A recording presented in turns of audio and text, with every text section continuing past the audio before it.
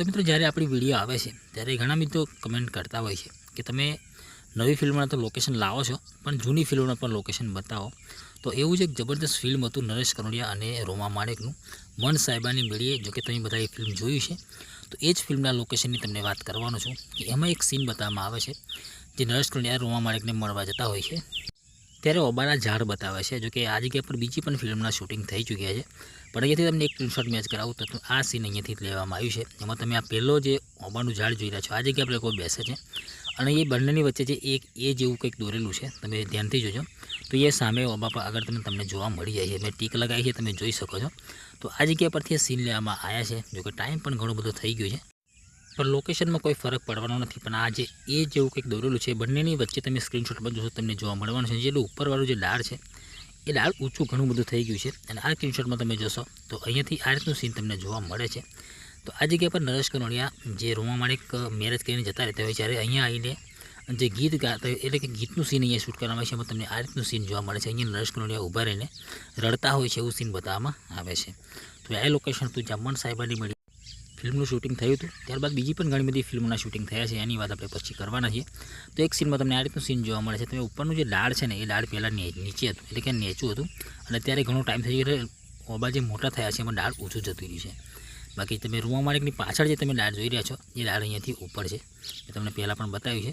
અને આ રીતનું સીન તમને ઘણી બધી સીનમાં તમને જોવા મળી જાય છે.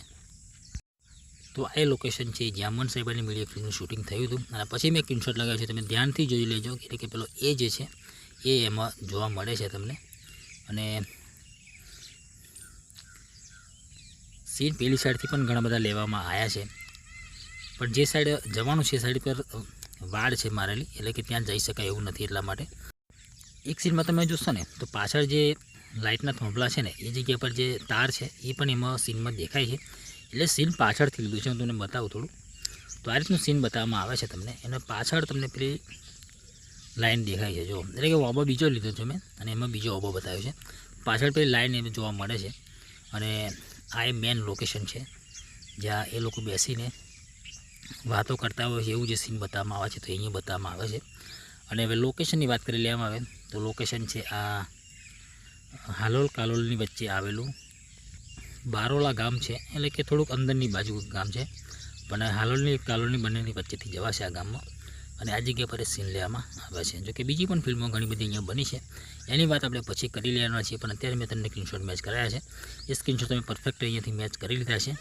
તો આ એ થોડા જે ઝાડ છે આ ઝાડ આગળ સીન લેવામાં આવે છે અને એક સીનમાં તમને આ રીતનું સીન જોવા મળી જાય છે. જે નરેશ કનોડિયા અહીંયાથી રડતા હોય છે એમાં તમને આ રીતનું સીન જોવા મળે છે. જો કે મેન લોકેશન છે આ જ છે. આ જગ્યા પર જ ઘણી બધી એંગલથી સીન લેવામાં આવે છે. તમે ફિલ્મ જોયું છે જો કે સીન અહીંયાથી આગળથી લીધું છે પણ અહીંયા જવા એવી કન્ડિશન નથી તમે જોઈ શકો છો એટલા માટે. પણ આ રીતનું સીન તમે પેલું ઉપર જે ડાળ છે ને ડાળ પણ જોવા ઘણા બધા શોર્ટમાં મળી જાય છે. તો બસ મિત્રો આ લોકેશન હતું જે મન સાહેબાની મીડિયા ફિલ્મનું શૂટિંગ થયું હતું એમાં થોડા ઘણા સ્ક્રીનશોટ તમે તમને મેચ કરાયા છે.